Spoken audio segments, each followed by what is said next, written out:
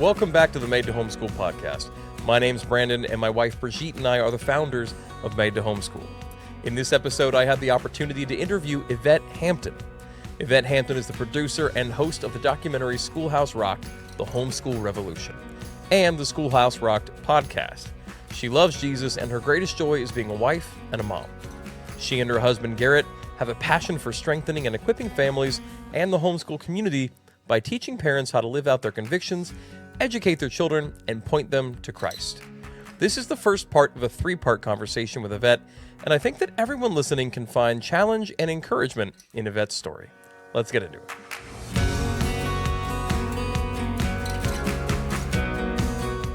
Yvette, thank you so much for joining me this morning for this episode. I've been really excited to get to chat with you. Yeah, thanks so much for having me. This has been so much fun getting to chat before we even hit that record button.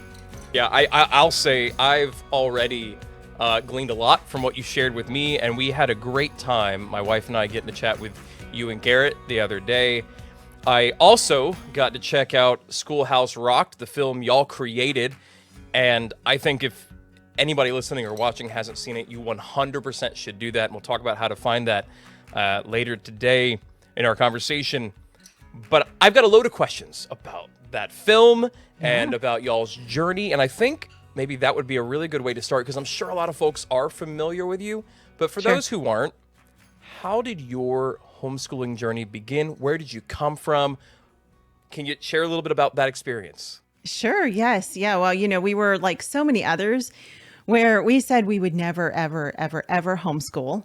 And I shared a little bit of this in the movie Schoolhouse Rocked, where we talk about we had been married for almost 11 years before our first daughter was born. So we had so much time to talk about how we would raise our kids, how we would educate them. And whenever we got to the topic of education in school, it always ended with, but we'll never homeschool them.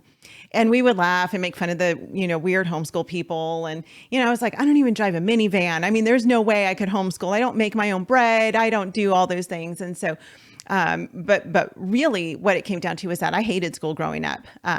And I mean, like legitimately hated school. And so did Garrett. We both struggled in different ways in school. I struggled academically because I just had a really hard time with comprehension. I was really sick as a baby. And I don't know if that's what contributed to it, but I really struggled with comprehension, with learning, things like that. And so school, for the most part for me, was a huge struggle. I really went to school for the social aspect of it. That was the only reason I wanted to ever even be there. And somehow the Lord got me through high school. I graduated high school, but Garrett had a different experience in that he's crazy, crazy smart, which I know you've gotten to know him a little bit. And so that might not be a surprise to you, but he's super like genius smart. And so he was bored out of his mind in school. So he hated school for a different reason. And so we would talk about these things and we would be like, we would never homeschool our kids. We hated school. And the kind of funny thing about that is then we were like, but we're going to put them in school, but I just thought I could never, I couldn't homeschool. I don't fit the mold. I'm not educated enough. I'm not organized enough. Like I don't have what it takes to even homeschool. But the funny thing is I had waited so long to be a mom and to have this baby in my arms. And so now all of a sudden I've got this child and I loved being with her. Like I so desperately wanted to just spend my time with her. I just wanted to play with her all the time. And our plan was that we would put our girls in a Christian school. We lived in LA County. And so the public schools in Los Angeles County, as you can imagine, are horrific. And so we just thought, we can't I didn't say it, you said it. Right. I said it. I have not, we grew up there. That's home for us. But, we just thought that wouldn't be a good idea for many, many reasons. So we thought, we'll just put them in a Christian school. But in order for us to do that, the Christian school they would have gone to was quite expensive. So I would have had to work at least part-time during the week to be able to pay tuition. Well, as God would have it, in his perfect timing, I was pregnant with my youngest the year that we were going to start Brooklyn in pre-K. And so I thought, I can't put her in school. I can't go to work this year because I'm getting ready to have a baby. And a lot of our friends homeschooled who we went to church with. And so we started kind of talking to them. And it was kind of the crowd that we ran with anyway. But we had some friends of ours who had been talking to us a little bit about it for years prior to that. And then we had one couple who invited us over to their house, and they said, hey, just come over for dinner. And we talked about homeschooling, and they said, why don't you come to this conference with us? And we were like, you have a conference? I mean, I remember thinking this, like, there's a conference where a bunch of dorky homeschool people get together. I mean, what? And so sure enough, they had this conference in LA. We went with them, and it was absolutely a sea of minivans. I mean, you drive into that parking lot and it was all SUVs and minivans. It was so funny. And we went into that conference, and I remember specifically that Rick Green was the keynote speaker, one of the keynote speakers that year. And then we went to a bunch of different workshops and sessions, and we got to see homeschooling in a completely different light. And what we realized very quickly was that homeschooling is for just normal people just like us. And I specifically remember there was this one couple, and they were walking through the convention hall, and they had tattoos. And I was like, people with tattoos can homeschool their kids? What? She doesn't have a bun in her hair and a long dress? It just seems so odd to me. And it was just people just like us who were there to educate their kids and to point them to Jesus. And so that's really what it came down to. Was that weekend we realized that homeschooling was not about just the academics, but it was more about relationship with your child and about discipling their hearts. And that's what we desperately wanted for our kids, was to really show them Jesus. And we felt like no one was going to do it as well as we could do it, because no one loved them more than we loved them. No one knew them better than we knew them. And so that weekend, it was just like the scales fell from our eyes, literally. And the Lord opened our eyes, and we got to see the beauty of home education. And we walked away from that conference, and we said, this is what we're going to do. And it wasn't like, we're going to try this for a month or a year.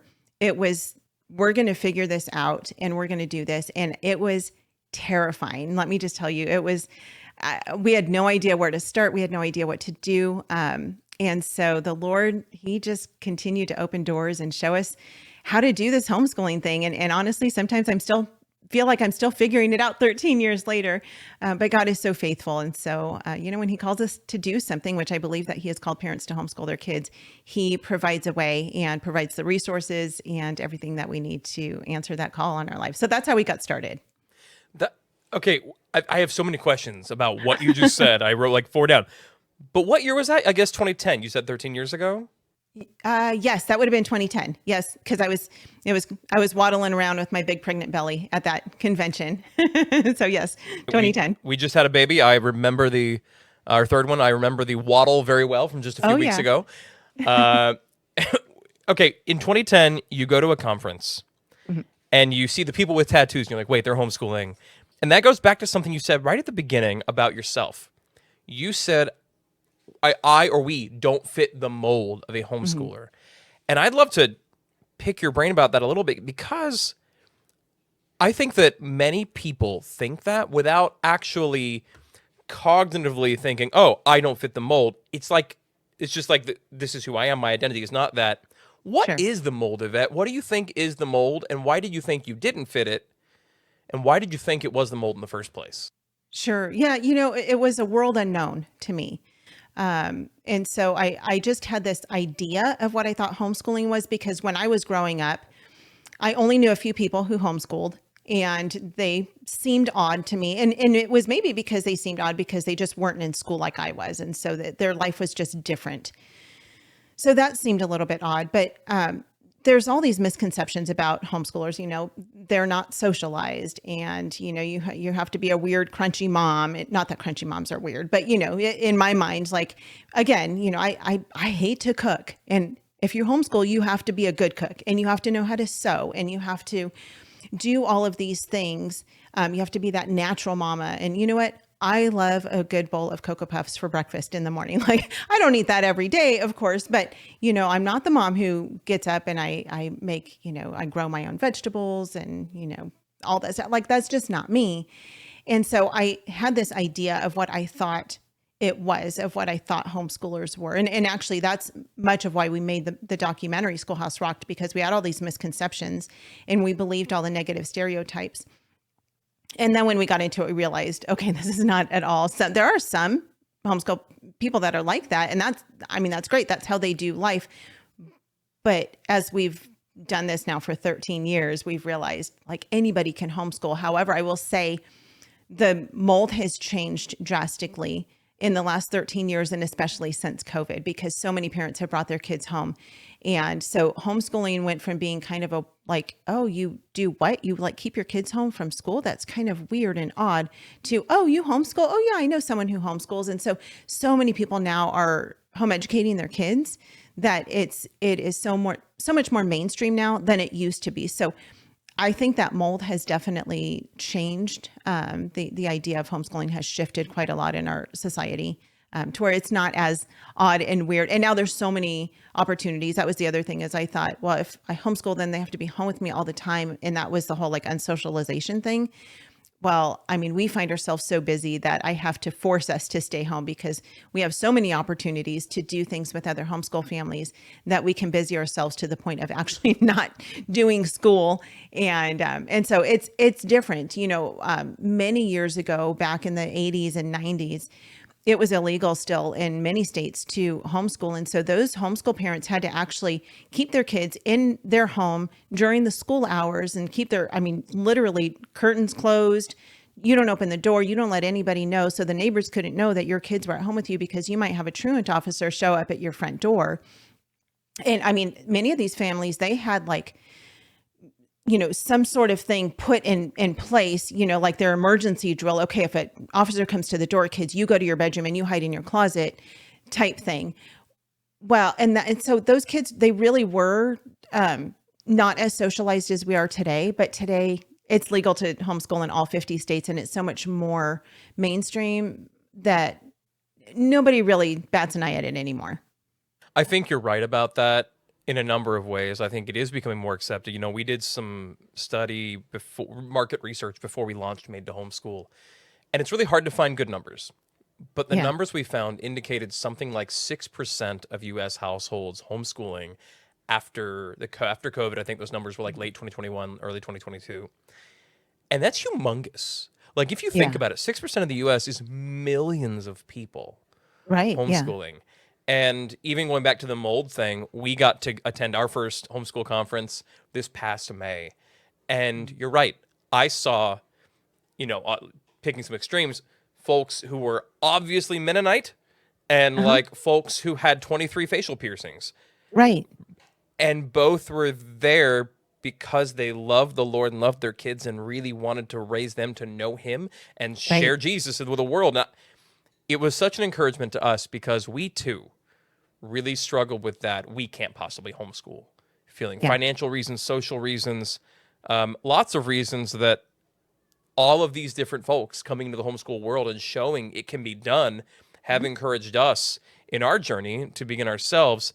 I'd like to come back in just a minute and ask you about how that spiraled into y'all jumping into a road trip around the country, and how that spiraled into a documentary. I'm going to take a quick break first, and we'll come right back. Okay, Yvette, when we took that break, we were talking about the diversity happening in who's homeschooling these days, how the movement's growing. You were part of that burgeoning homeschool movement. After you went to that conference, you realized this was the right lifestyle for you guys. You started then homeschooling. Is that what happened? Yes. Oh yeah. Immediately. I mean, that was the summer before we started homeschooling. So we just kind of jumped in that year. So our oldest at the time, she was only 4. And so it was kind of a pre-K year, and I started out like so many other moms start out, where I thought I needed to have all of the workbooks, and we had to sit down in the morning and, do the worksheets, and we did the Pledge of Allegiance, and we did the school thing. Like, we wanted to make school at home look like school did in the traditional classroom.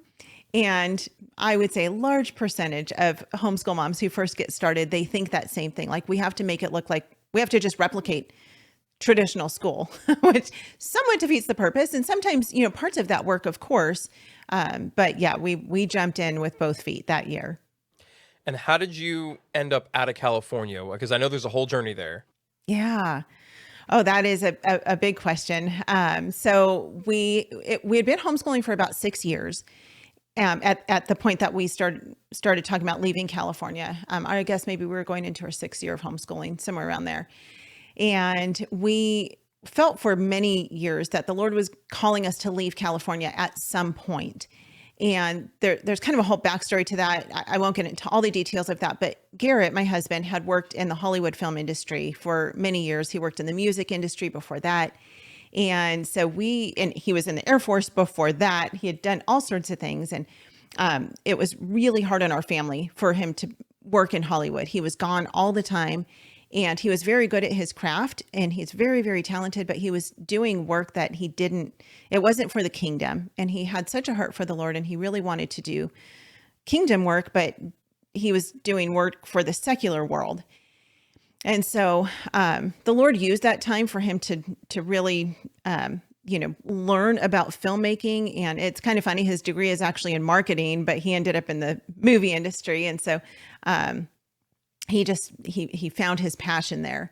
So after he literally one day quit his job. I mean, he literally called me one day and he said, "I just quit my job. I'm coming home. I'm not doing this anymore." And the girls and I cheered and we said, "Praise God." And then we got on our knees and we prayed. And so for several months he was unemployed, and the Lord just sustained us. He took care of us during that time. And then he went on to teach film for a year, actually at the Christian school that we had planned to put our girls in. It was a school. Yeah, it was a school that I graduated from. It was in our hometown. And so he taught film at that school. But at the end of that year, we knew, about halfway into that year, actually, we knew like that was going to be his last year teaching. And we just knew the Lord was saying it's time to prepare to leave California. And that was a really interesting thing because California was home for us. I mean, that our church was there, our homeschool community that we loved. I mean, we had the most amazing homeschool community, an amazing church. Our family was there. We had a great family. And at that same time, we just felt like the Lord was saying, just prepare. It's almost time to go.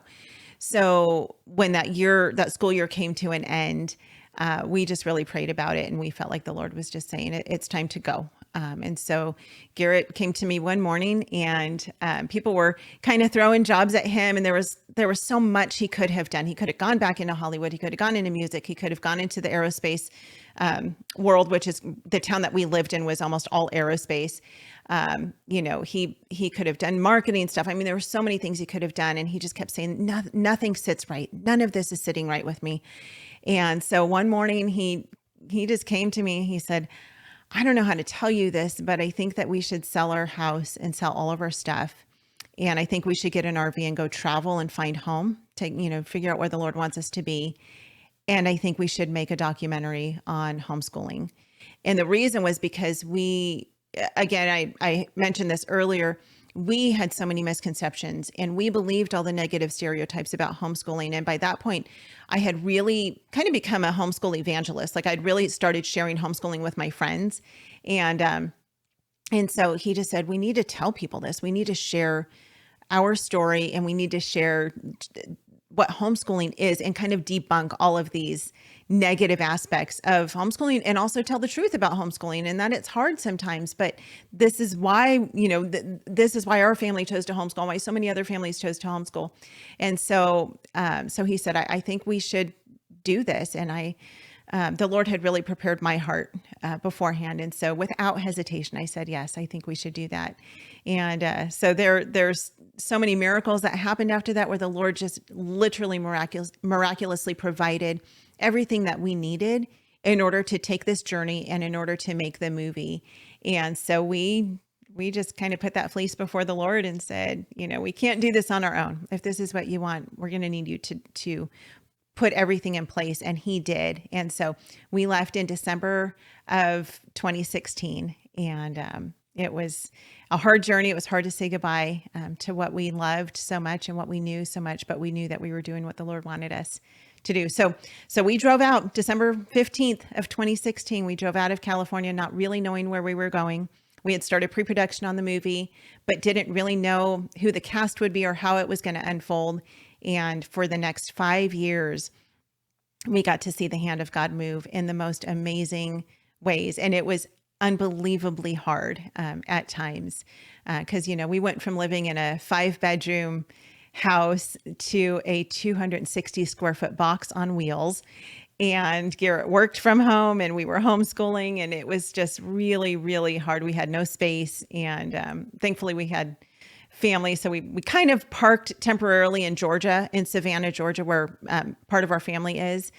So we got to utilize my in-laws' house a lot of times. But anyway, it was rough. So that's kind of how that journey started of leaving California and jumping into making the movie.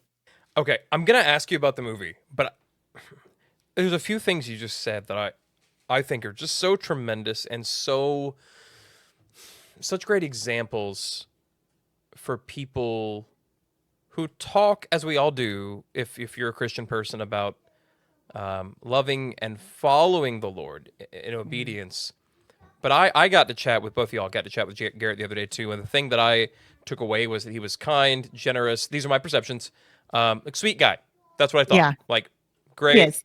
intellectual. Love that because I'm a nerd. Sweet guy.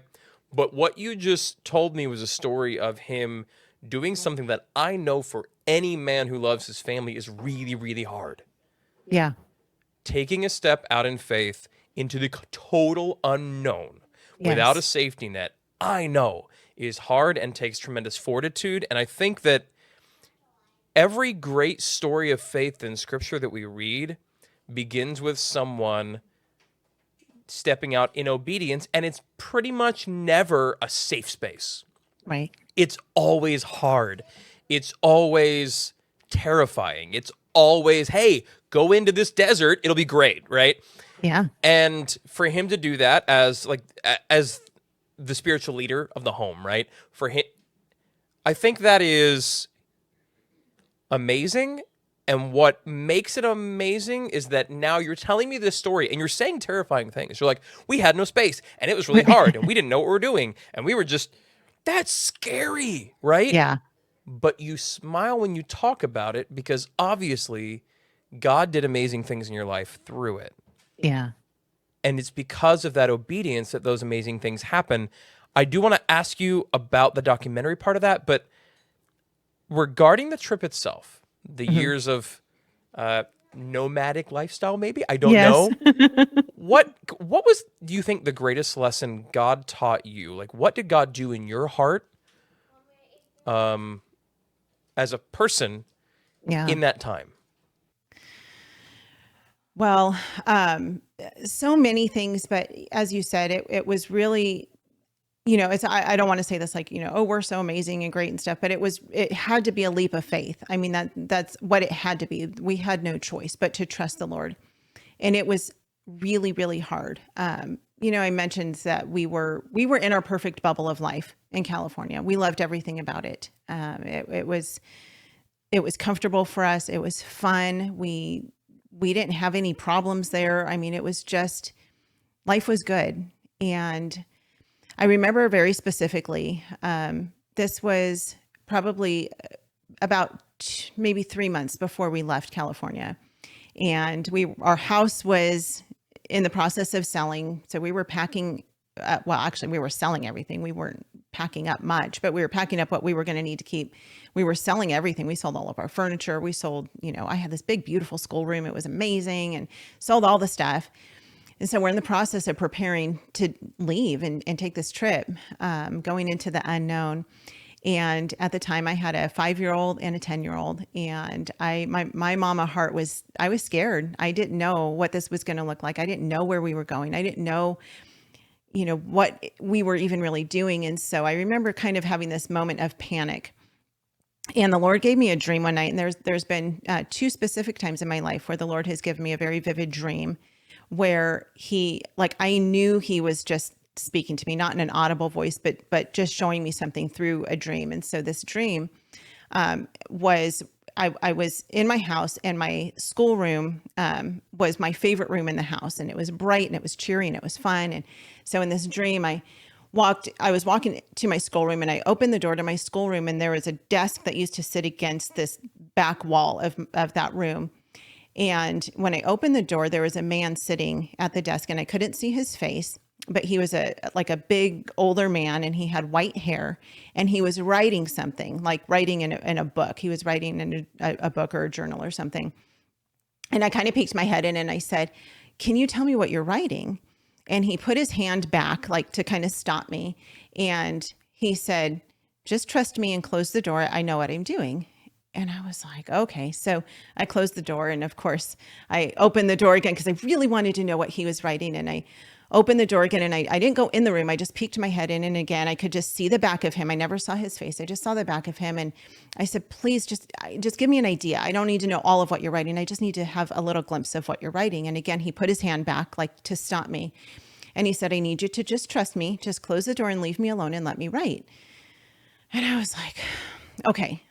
So I closed the door, and a third time, because, third time's a charm, I opened the door again and I peeked my head in and I said, I just need to know a little bit. I need to know some of the story. I need to know some of what you're writing.